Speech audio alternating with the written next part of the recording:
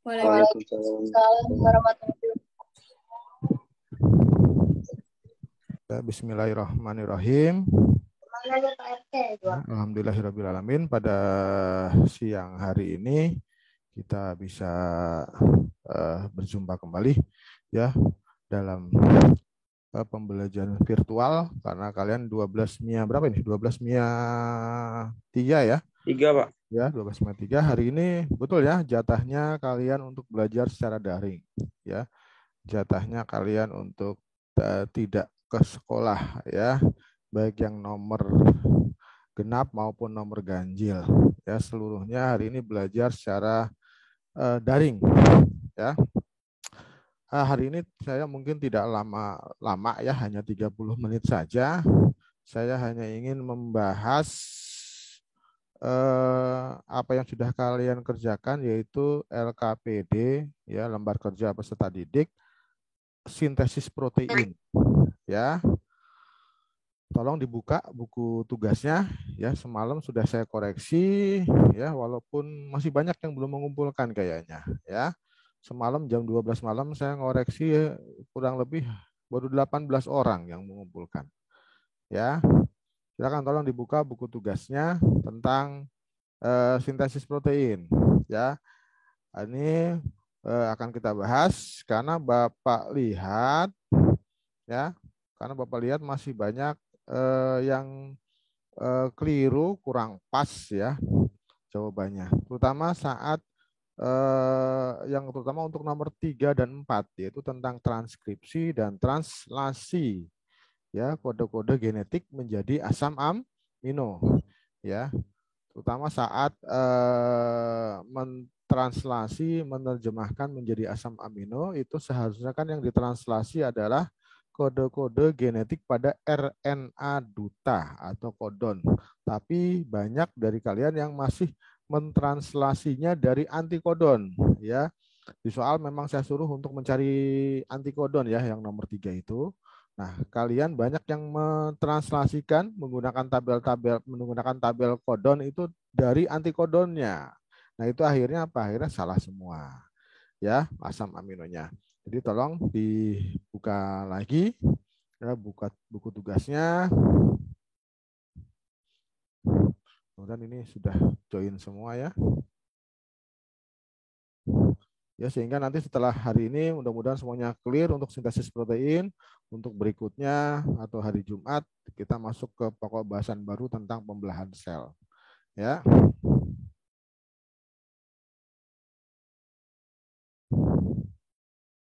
Saya izin share screen ya, tolong disimak.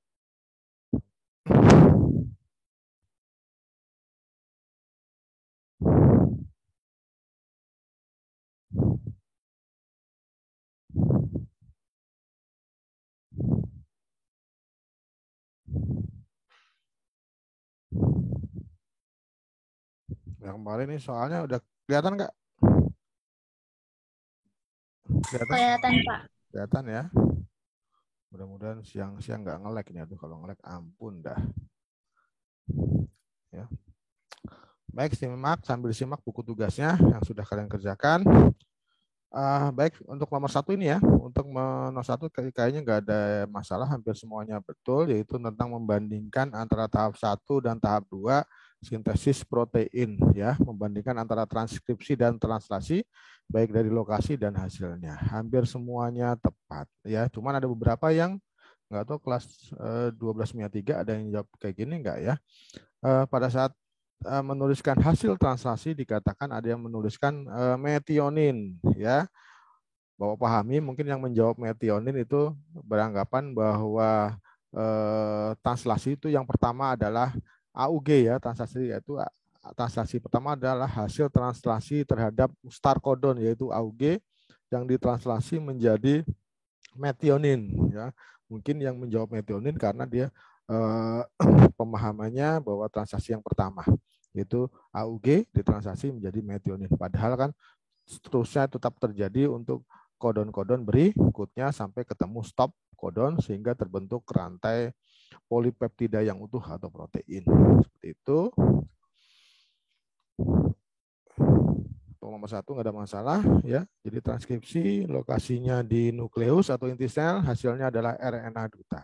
Translasi lokasi terjadinya di ribosom dan hasilnya adalah nanti terbentuknya protein atau rantai polipeptida. Kemudian soal nomor 2 ini sudah saya jelaskan saat tatap muka di kelas, mengapa saat translasi itu dikenal adanya triplet, ya, dikenal ada triplet atau dalam proses translasi itu menerjemahkannya kenapa kok 3 basa nitrogen atau triplet, bukan duplet, bukan singlet.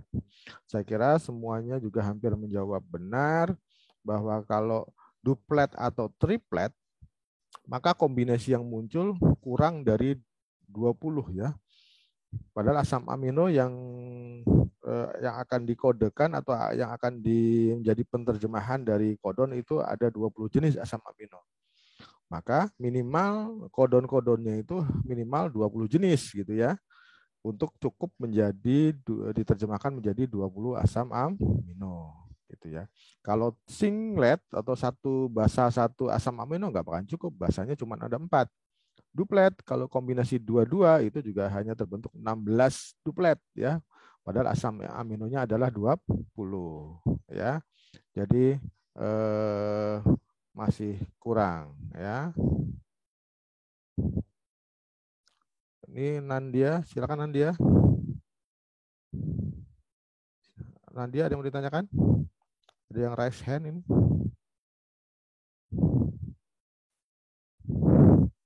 Nandia monitor? Enggak. Kalau tidak ya saya kembali ke share screen ya. Di nomor 2 seperti itu ya.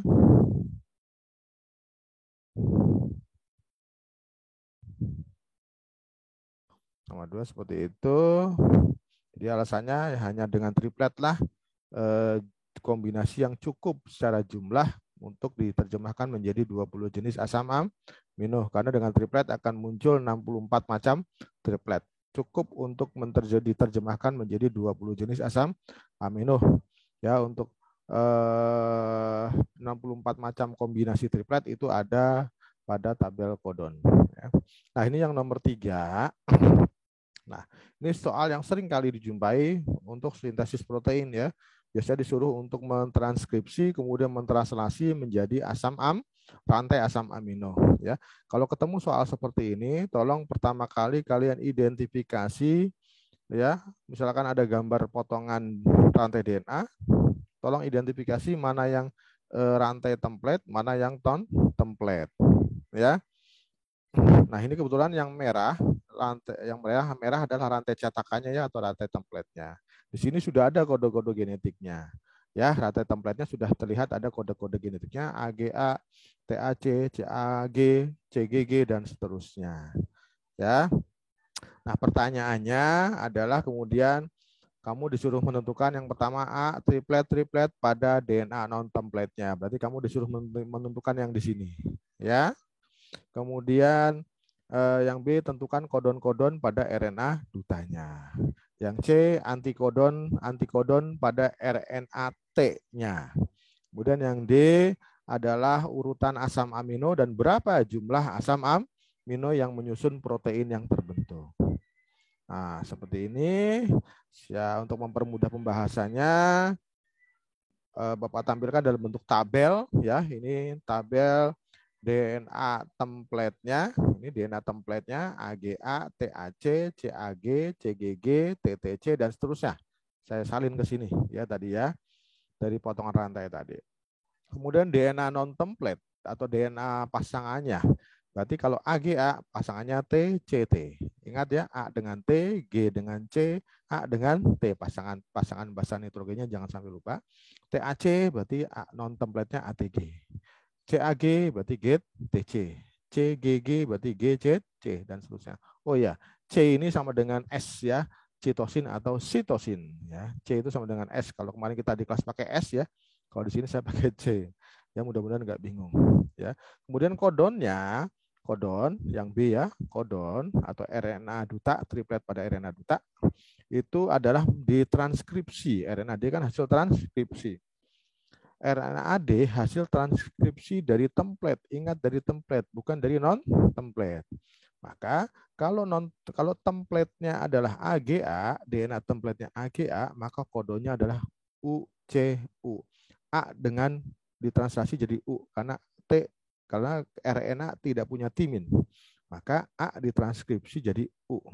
G tetap jadi C, A pasangannya dengan U. Ingat ya, ini RNA tidak punya timin. Kemudian ini T ditranskripsi jadi A, A ditranskripsi jadi U, C ditranskripsi jadi G. Demikian seterusnya. CAG jadi GUC. CGG jadi GCC. TTC jadi AAG dan seterusnya. Mudah-mudahan bisa dipahami. Kemudian berikutnya antikodonnya. Antikodonnya ini ya, antikodon adalah pasangan kodon. U pasangannya A, C pasangannya G, U pasangannya A. Sehingga kalau UCU nanti antikodonnya adalah AGA. Demikian ya. Terus kalau kodonnya AUG, ini AUG, maka antikodonnya adalah UAC seperti ini. Ya, dan seterusnya. Ya, bisa ya, mudah-mudahan gampang.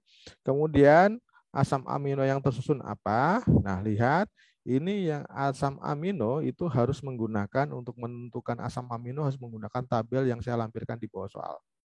Ini. Nah, harus menggunakan ini. Maka saya lampirkan di soal ya. Di tabel, nanti kalau misalkan kodonnya CUU, maka asam aminonya hasil translasinya adalah leusin. Kalau CUC berarti leusin juga. Jadi beberapa kodon diterjemahkan menjadi asam amino yang sama karena kodonnya ada 64 ya. Itu. Kita kembali lagi ke sini. Nomor 3. Ya.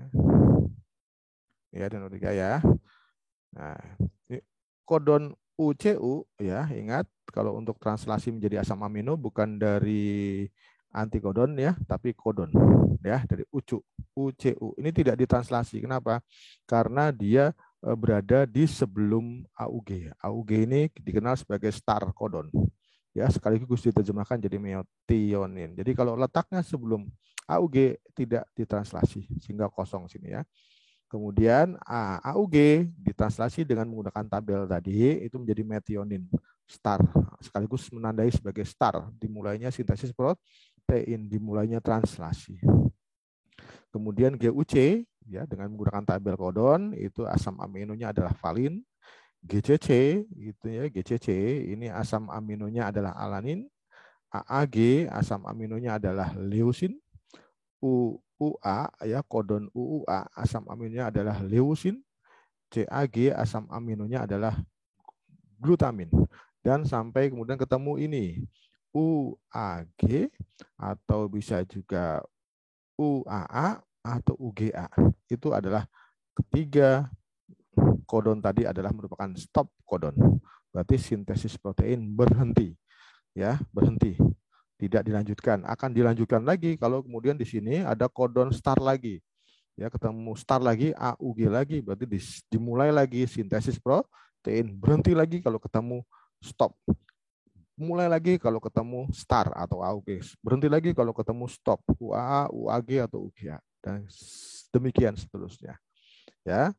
Sehingga asam amino yang terbentuk, nah yang di belakang stop kodon UUU ini tidak diterjemahkan, lihat kosong, ya kosong.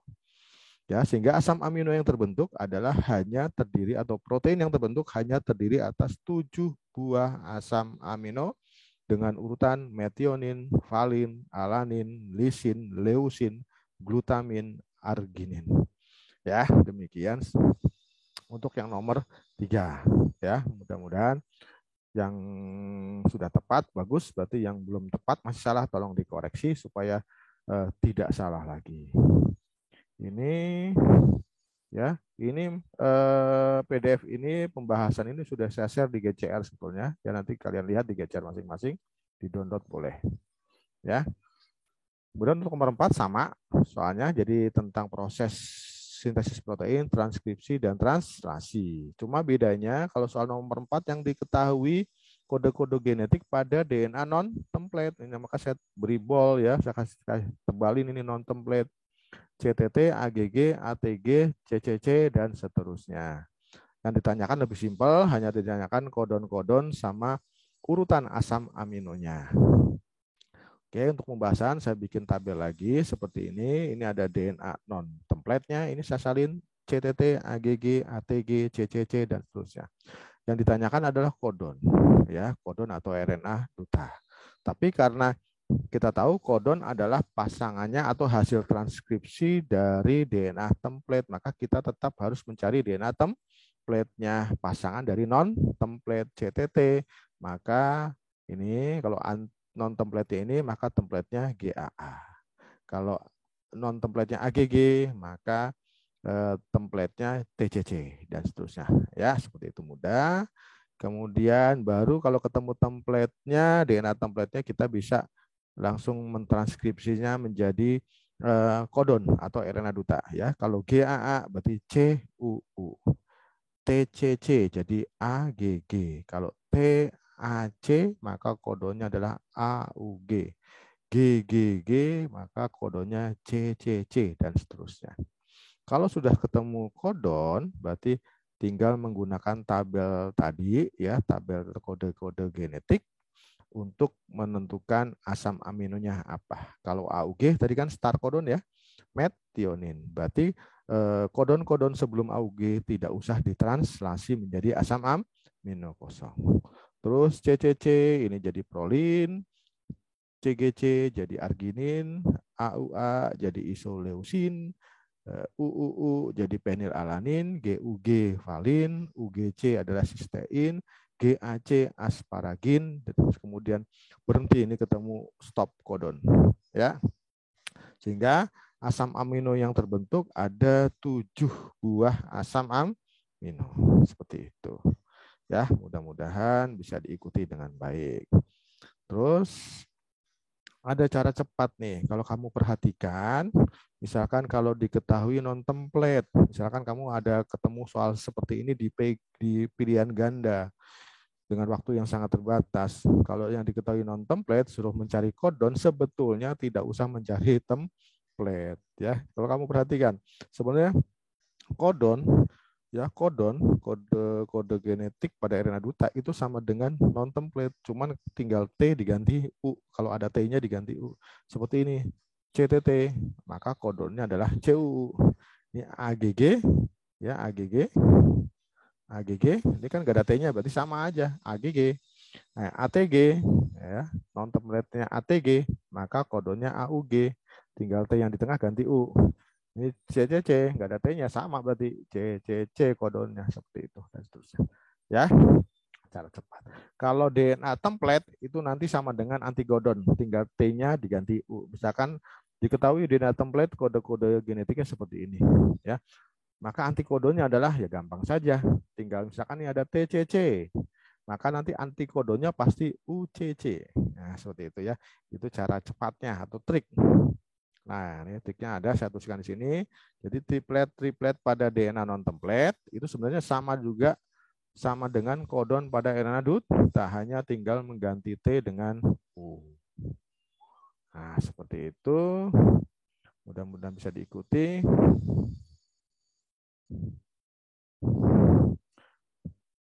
Oke, saya stop dulu share-nya. Ada yang mau ditanyakan nggak sampai sini? Ada yang ditanyakan? Silakan. Oh, untuk absen ya, absennya belum saya share nih absen. Bentar dulu. Nah, silakan itu untuk absennya sudah saya share di chat ya. Silakan, ada yang mau ditanyakan? Untuk nomor 1, 2, 3, dan 4.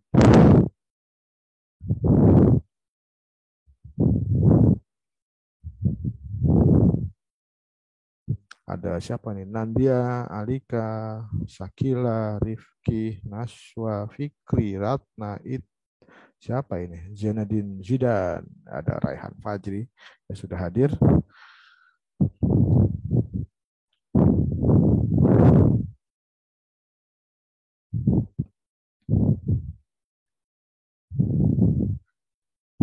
Kalau tidak ada,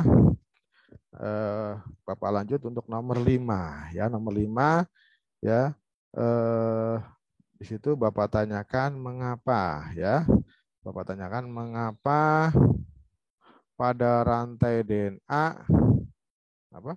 Pada rantai DNA itu lebih banyak bagian non gen daripada bagian gen. Ya, jadi gini, rantai DNA itu panjang ya, rantai DNA panjang tadi ya, ada panjang. Nanti tadi ada yang bagian apa? Start codon sampai stop codon. Itu kan yang nanti akan ditranskripsi, translasi menjadi protein antara start codon sampai stop codon. Nah, itulah yang disebut bagian gen. Bagian gen adalah bagian DNA yang akan di apa? Transkripsi, translasi menjadi protein. Ya, sedangkan bagian antara stop codon sampai start codon berikutnya itu kan tidak ditranskripsi, translasi menjadi asam amino atau protein. Ya, itulah bagian non gen. Paham ya? Jadi rantai DNA yang panjang itu ada terdiri atas bagian gen, kemudian belakangnya ada non gen, kemudian belakang lagi diikuti bagian gen, non gen lagi berselang-seling. Ya. Dan hasil riset itu menyajikan data, ya, menyajikan data bahwa ternyata pada rantai DNA itu lebih banyak bagian non gen, lebih banyak bagian yang tidak berfungsi dalam sintesis protein, ya, 70%. Sedangkan bagian gen yang menentukan sifat-sifat tubuh kita itu hanya 30%. Nah, mengapa demikian? Nah, ada yang mau menjawab enggak? Mengapa bagian non-gen itu lebih banyak daripada bagian gen? Silakan, ada yang mau nanya enggak? Ada yang mau jawab enggak? Silakan. Ya.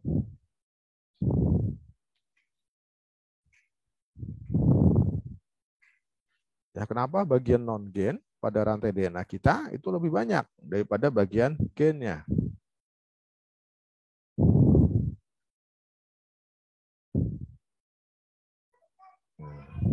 Silakan. Ada yang bisa menjawab?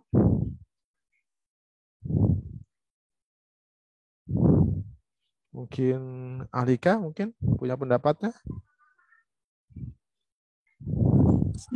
Pasti, Pak. Gimana? Silakan Alika. Saya nggak tahu pasti jawabannya, Pak. Oh, saya juga nggak tahu pasti.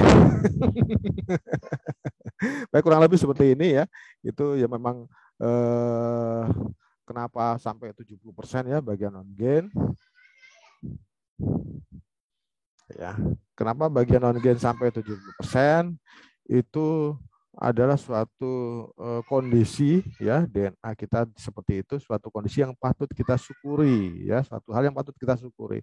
Karena seperti Bapak jelaskan di kelas bahwa perubahan pada satu basa nitrogen saja, kalau itu terjadi pada bagian gen, itu menyebabkan penyimpangan sifat atau bisa dikatakan cacat lah bagi individu yang mengalami. Kemarin apa? Kalau satu basa nitrogen berubah ya, berubah, misalkan pada DNA yang menentukan pembentukan hemoglobin ya, maka hemoglobin yang terbentuk menjadi cacat kan gitu ya Bapak jelaskan. Bahkan orang yang mengalami harus cuci darah seumur hidup. Ya, itu kalau perubahan pada materi genetik sering disebut mutasi ya. Kalau mutasinya itu terjadi pada bagian gen itu sangat fatal akibatnya. Ya, tapi untunglah ya DNA kita banyak bagian non gennya.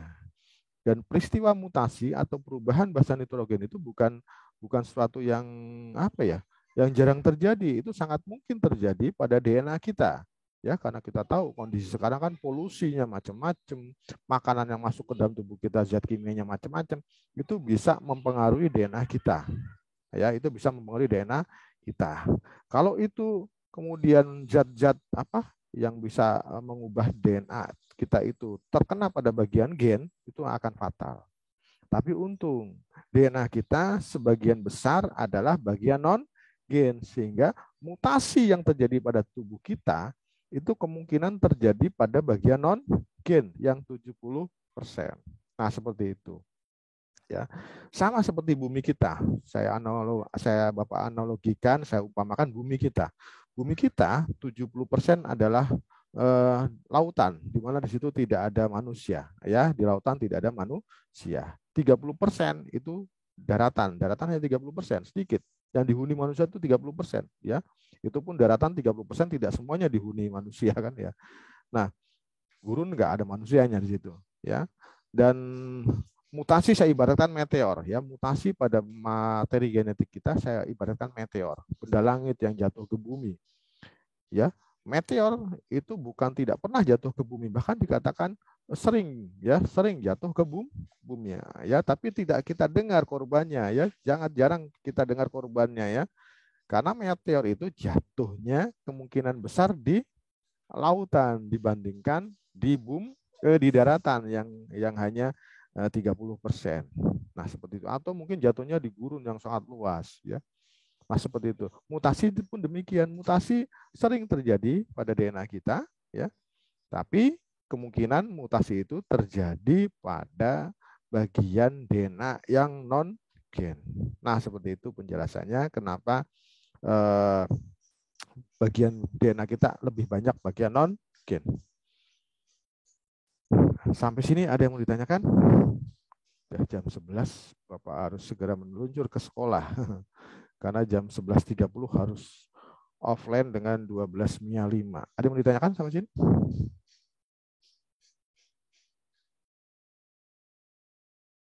Silakan.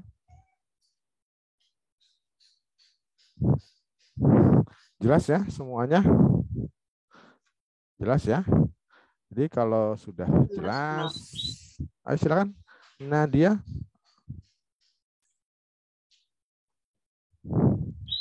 Sudah jelas, Pak. Sudah jelas Nadia ya. Mudah-mudahan benar-benar jelas, benar-benar clear. Berarti untuk pertemuan berikutnya Bapak bisa maju ke materi berikutnya. Kita sama-sama membahas materi berikutnya yaitu tentang pembelahan sel. Ya, gitu ya. Jadi tolong siapkan. Yang belum mengirim tugasnya segera dikirimkan. Ya, saya kira demikian ya. Penjelasan Bapak pada siang hari ini mudah-mudahan bisa dipahami oleh semuanya. Ya, kurang lebihnya Bapak mohon maaf ya. Assalamualaikum warahmatullahi wabarakatuh. Waalaikumsalam warahmatullahi wabarakatuh.